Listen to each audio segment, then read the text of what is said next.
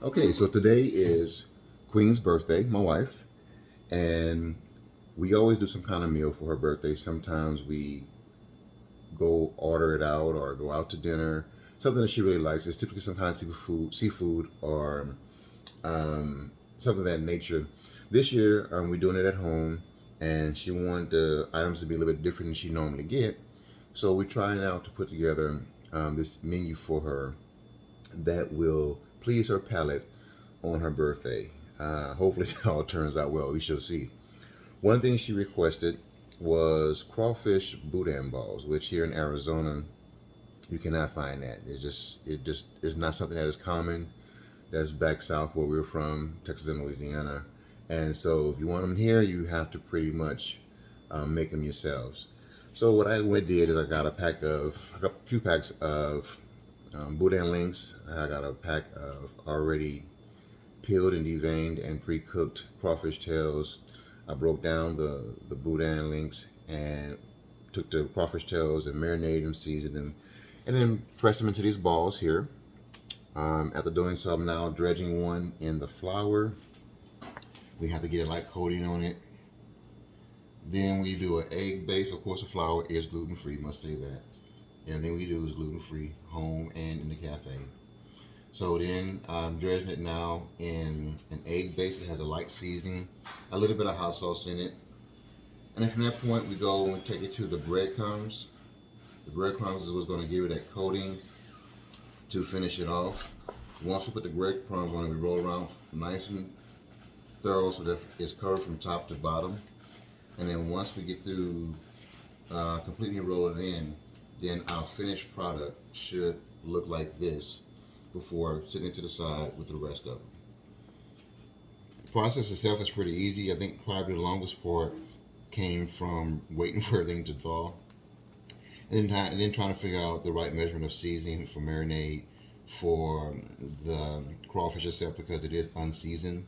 The boudin is, but you never know what kind of flavor it's going to have, so you really have to kind of temper it to your personal desire. So I like to boost it up a little bit. But once you get to that part, then it's really just a matter of going through the motion of molding the balls. You have your flour, your egg, and your crumbs already laid out, and you just go from one to the next, just dipping and rolling, until it's fully coated. And then once it's fully coated, all you do is just place it in the pan to sit to the side until you're completely done. I did initially 2 packs of boudin links that had 2 links in it each, and I believe the crawfish pack was a 2-pound pack. So this has produced 12 balls, pretty nice size. I don't know exactly how big they should be. I guess it depends on personal preference. I don't want to make them too big because you want it to be easier for them to cook in the grease and stuff. But you don't want to be like this little bite size either. So I figured that, if I made the size of a nice hefty meatball, that would be, very enjoyable. You can use it as an entree, you can set it as a side with the meal. But I think this is a very comparable size. Seem to be very enjoyable. You can take that on the go, and it should work perfectly well. So I got just a few more here to be done. Finish dredging it real quick. I'm really looking forward to this. This is my first time actually making this for her. I've experimented with a few things before, but it's the first time I've actually ventured off into doing this particular thing right here. So I'm excited about how it's going to turn out, just out of curiosity for myself, but also because I know something that she really was wanting and had a taste for, and hopefully this will fit the bill. And if it doesn't, then I'll have to go back to the drawing board and try it again till I get it right. But this will be the first attempt at it. Crawfish boudin balls, Arizona style. How about that? All right, we have just one more left. Once this is all said and done, then there's a few more things that I'm going to be making, something I've already made, and if you like, I'll take you along the journey that you see, what it looks like and how it turns out. And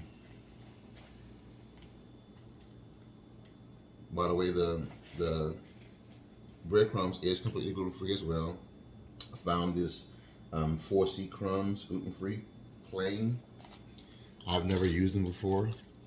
I've actually never dealt with breadcrumbs period when it comes to coating anything in that regard. This typically I just use flour for frying, but unfortunately the choices for the gluten-free breadcrumbs are extremely limited and quite costly as well. So the market still has a lot of growing to do in what they offer for different choices when it comes to ingredients needed for the gluten-free community, because it becomes very expensive at times to prepare these meals, not just for at home, but even more so in a restaurant setting. So it's good to kind of understand the dynamics of how this works and what it takes to really eat like this. But if it's a requirement, then you have to figure out how to get it done. That's the end of the day. In the same token, though, you want to make sure that you are able to enjoy the things that you weren't able to enjoy before. So it's a matter of figuring out how to get it done and how to do it. And that's what Queen did with all the other things. She began to play around with it and tweak the ingredients and see what worked and what didn't work. And there were a lot of fails. There were a lot of things that didn't turn out right. And instead of her just giving up on it, she just went back to the drawing board and figured out what didn't work and adjusted it and made it work. So that's what this is right here. We're going to see if it's going to work. Hopefully it will, but I'm pretty confident that this is going to turn out right. It seems pretty good. The initial Boudin had a good taste. The crawfish itself had a good taste after I seasoned and marinated. And the crumbs here are just a plain, so it won't bring any extra flavor or take anything away from it. So this is what the 12 balls look like now. They're all nice and round, coated. I will now sit them in the refrigerator. Just let them harden up some. I believe you need no more than about 20 minutes or so to get them nice and firm. I actually won't be putting these in the grease for a few hours, so I'll just let them sit in the refrigerator for now and get nice and chill and firm up, and then we'll drop them in the grease a little bit later. All right, so now on to the next thing.